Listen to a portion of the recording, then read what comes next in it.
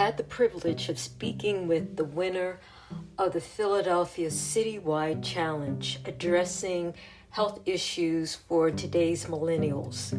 Her name is Nicole Kenney. Her story, in so many ways, is similar to the challenges faced by many Black women, yet she is able to achieve despite self-doubts, and with the help of others, she is succeeding. Her story is encouraging and raises the possibility that, put in the right environment with the proper support, we may all discover that there is a winner in all of us. I've broken down her story into 4 20 to 30 minute segments for you to consider and then discuss with another woman, your daughter, or friend.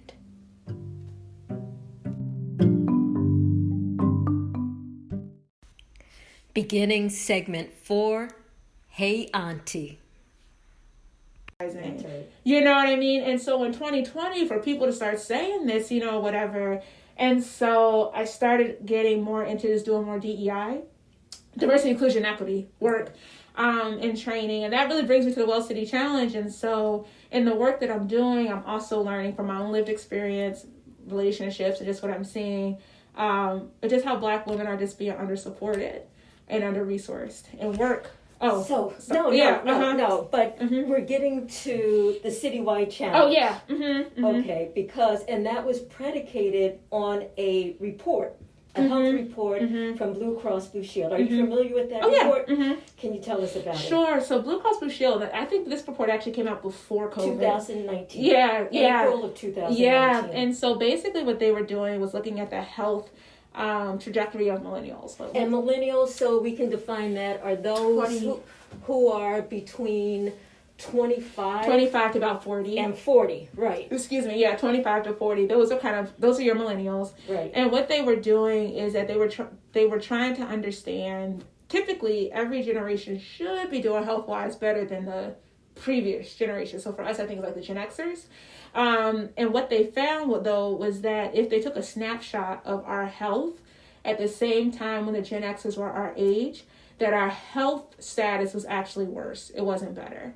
Right. And so that was super alarming to them. And so then they did a deeper dive and began to see what are some of the top challenges that they were seeing amongst millennials. And they really saw a lot of them were mental and behavioral, and also physical, so like diabetes, cardiovascular issues. But the number one issue was anxiety and depression. Right. So just this pause for a second. Sure. Is like, how do they even know this? They're looking at medical claims that have been submitted over a period of time. So when you go to see the doctor and the doctor submits the claim for reimbursement from Blue Cross Blue Shield, they track and analyze the reason for the visit, the diagnosis, and this is how they know. They know who the patient is, they know the demographics of the patient, they know the diagnosis, and so they're tracking this, and they're saying, oh my God, these millennials aren't healthy. No, and millennials are having problems. And that's going to create problems for us. Yeah. Because they might get sicker faster, and they may be less productive because they're sick. Right. And so we have to do something about it. Right. So, and thank you for that detail. I didn't know that's how they got their data, but thank you. I also know they did listening tours and things like that. So they had those top 10 challenges that kind of really, I guess, surfaced in the claims. And so they released something called the Well City Challenge. And basically what it was a call for community-based solutions to help improve millennial health. And so what they were just looking for were ideas throughout the tri-state area. And so I don't want to stop. Sure. I just want to underline, it was the mental health was the worst. Yeah. Anxiety and depression. I think you said anxiety and depression for millennials. And these are, again, persons between 28 and 40. 25 and 40. Millennials, anxiety and depression, and women worse than men. Yeah, so what they saw, because I don't want to misquote the report, what they saw was that anxiety and depression was higher amongst women. So I'm not sure where women fared with the other 9, but for anxiety and depression, women were more likely to experience depression. So as a result of this not so good news. Right. They're like, what can we do to engage the community to help to correct to help improve millennial health. So they released this call. Again, I didn't know about it. My sister told me about it. I was in the trenches. I was working on something else. So this is 2019? No, this is 20. No, this 2020. Is you find out about this. So the report might have been done in 2019. Yes. But the call for ideas was like in October, November. And apparently Philadelphia did not do well nationally because they look at all of these different cities and Philadelphia wasn't doing so well. So the call goes out. The call goes out maybe October, something like that. My sister is the one who sent it to me. I didn't know about it any other way than my sister. And she was like, this might be something you're really interested in.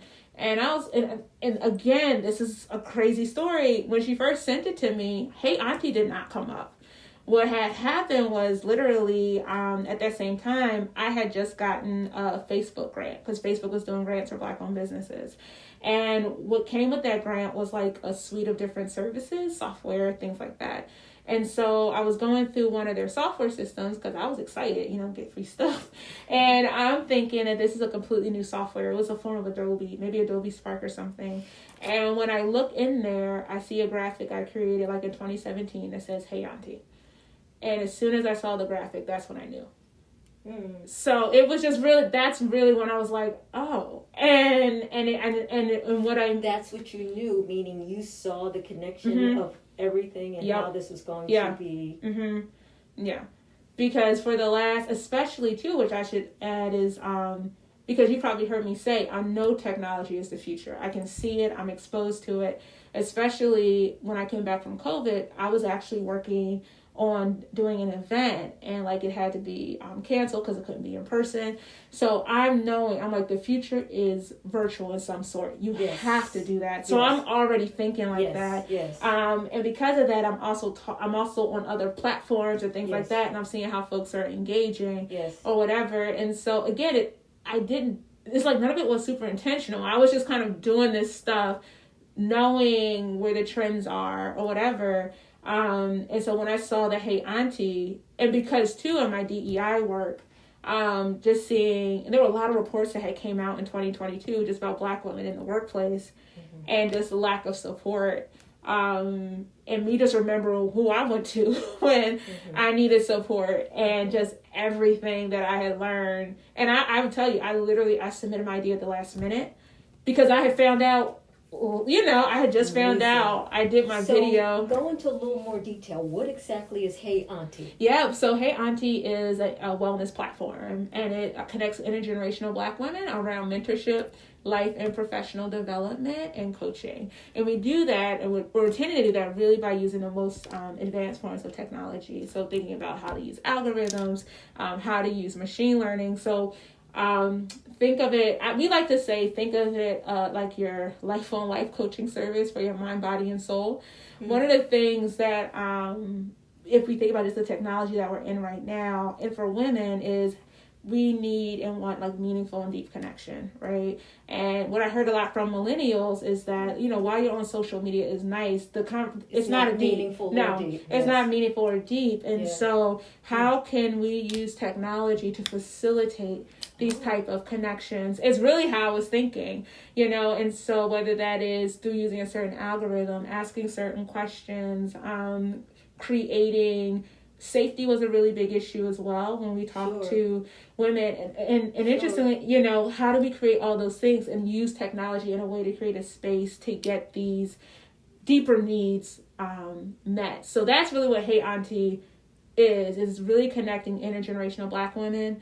What I realized, I wouldn't have gotten through that season in my life at 30 without my aunties. Gotcha. And even though I had a great peer group, I have great friends. Yes. What I have learned, sometimes you just need to hear it from someone who's been there. Yes. Who can tell you it's going to be okay.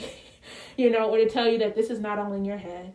That this has happened to me too. Yes. Sometimes I think with millennials, we kind of think that and this is the history part of me, is that there's nothing new under the sun. It might look different. It might feel different. But I have gained real value in life by being in community with women who are just more seasoned and more experienced. And to your point, for me, having mentorship has been my life. That's just how I've moved through life. And when I talk to other women, they don't have that. They have no idea where to go to get it. Some women don't know necessarily relationally how to even sustain it. Because I would hear that too. Like, little things like I learned from Auntie's thank you cards. You always send thank you cards, and it's always so funny, when older women they always say, I know you were raised right. When I send a thank you card, to me it's nothing, but nothing meaning that's just how I was raised. Gotcha. You know what I mean? But because of that, I think it has also created an opportunity for me to do community with so many different women. And I likewise do community with women who are younger than me. Because they're looking for that as well. So all of that is what we're trying to bring to the Hey Auntie platform. And in addition, if you think about what I talked about I was doing in Philly and connecting, like I said, when I said I was meeting with a Black OBGYN, everybody was like, ask her she has openings, because that's what I'm always hearing, hearing from friends of mine who are struggling with infertility. They have endometriosis, they're not being diagnosed. They don't feel comfortable with their doctors, all these different things. And I'm thinking, as someone who wants to just connect, how can I then bring these resources to these women? So can you explain in really practical terms how this works? If I'm a millennial and I want to take advantage of connecting with an auntie, how do I go about doing it? So this is the vision for it. We're still working it out. Okay. But the first thing you would do, and I should say this as well, is that Hey Auntie is not therapy. I say that to say that's a good point. Yeah, because I strongly believe in therapy. I have a therapist in Jesus. And what I like to say is my goal is to create for women that 360 support. Yes. And that's the role that I see the Hey Auntie. And so the first thing that you'll have to do is fill out a screener, because we want to make sure that this is the right platform for you, or make the recommendation that you need to speak with someone like a licensed clinician. So once you're able to go into that platform, then there'll be a series of questions. We want to know, what are you interested in? Is it, I'm a mom, I'm trying to balance, these two kids, or, I haven't been promoted. I don't know. So then you would connect that person to a woman who has had a similar experience. Exactly. And so the idea is once you complete that form, we're also working with aunties to create the same similar type of form. And so the idea is that then you will be able to bring them together. Also, we would have conversation prompts, because some millennials don't necessarily know how to start or keep a conversation, re-engagement prompts, check-ins. We're still in the iterative process. We're still doing a lot of research. So this is a work in progress. It's absolutely a work in progress, this is what made you the winner. Now, we kind of glossed over that. Yeah. So there was the citywide challenge. The report came out in 2019. Yep. You submitted your proposal in 2020. Yep, November of 2020. November of 2020. You were one of the semifinalists. Yep. This year. Yeah. Oh, yeah. So we were in an incubator in March. I think, the month of March. So at the end of March, we had to do a pitch, and they took the 15 down to 5. So I was one of the 5.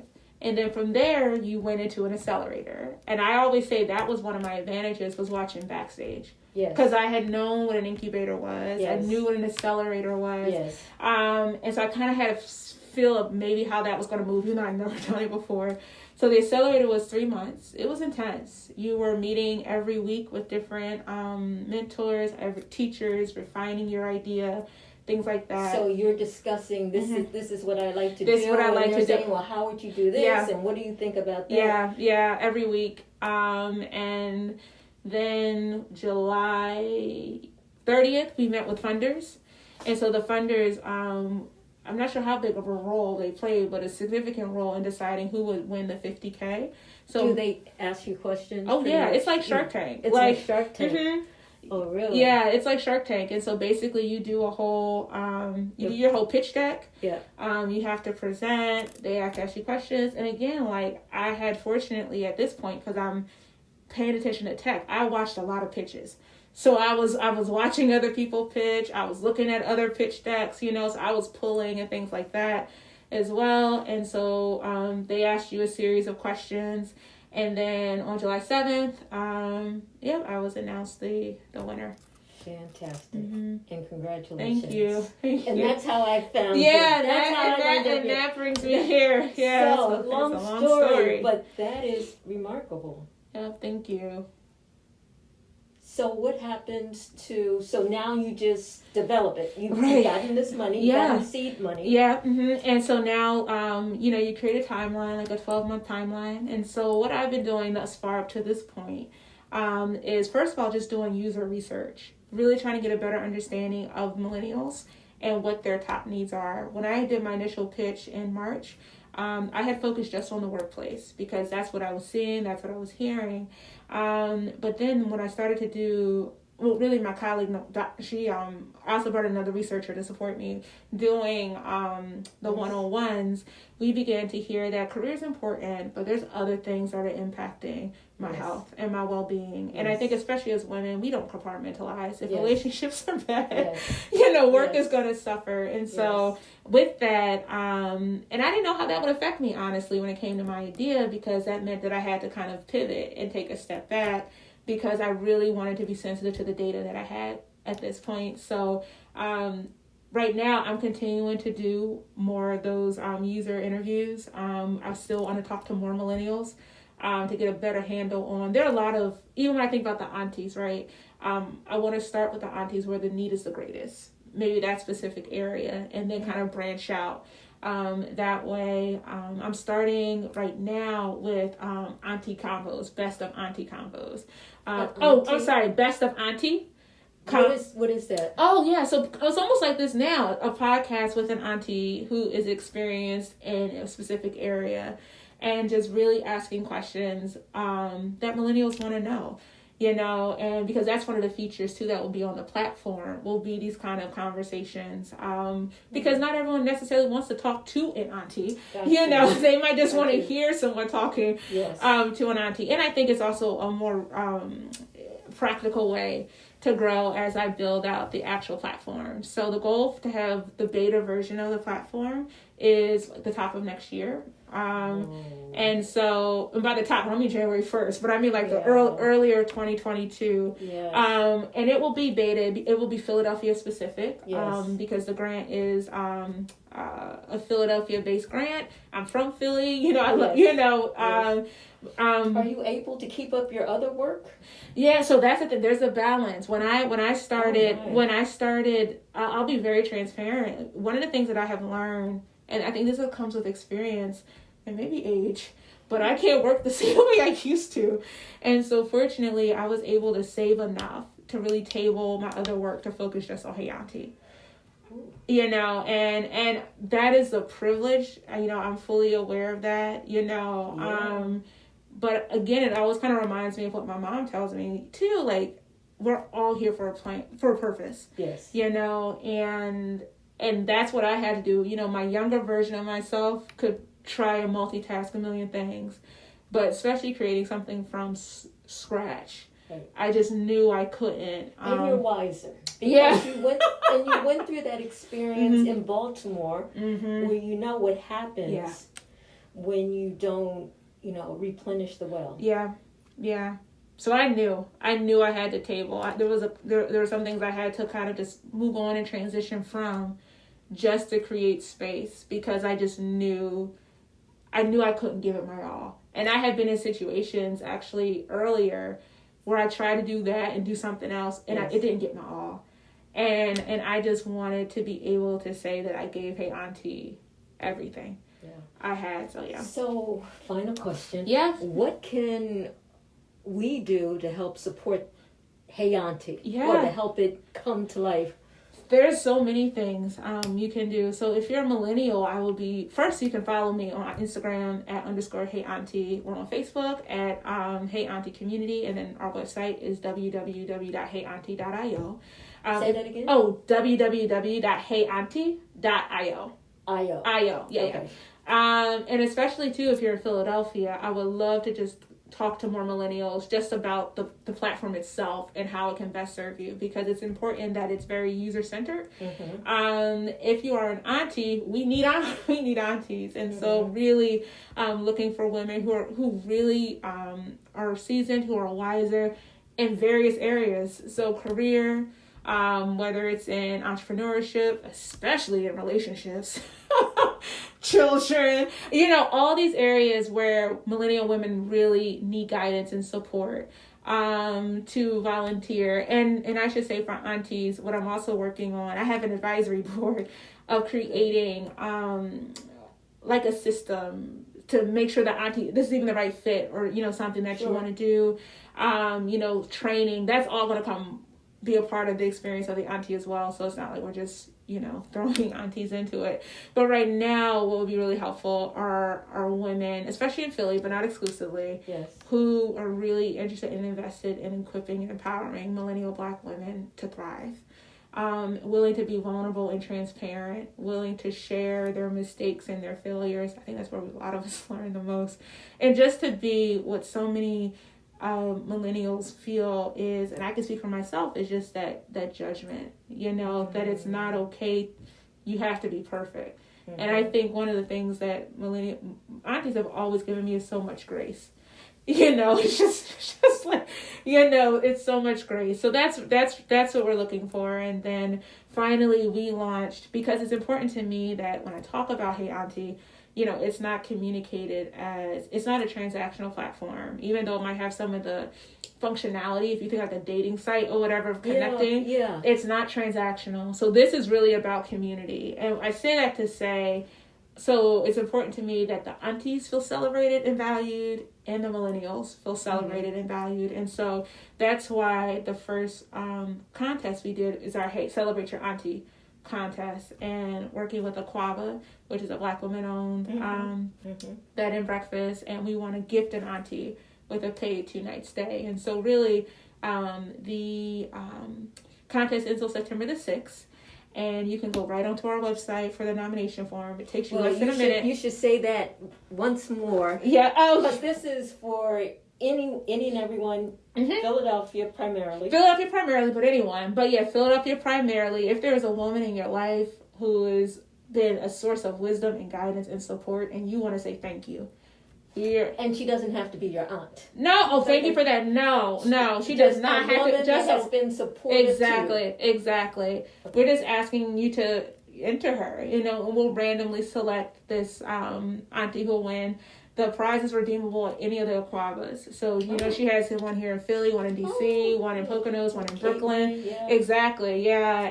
Fantastic. Yeah, and so I think she might have closed the one in Cape May. But that's probably very busy. Yeah. And it has to be redeemed by the end of the year. By the end of the year. Okay. But the deadline is September the 6th.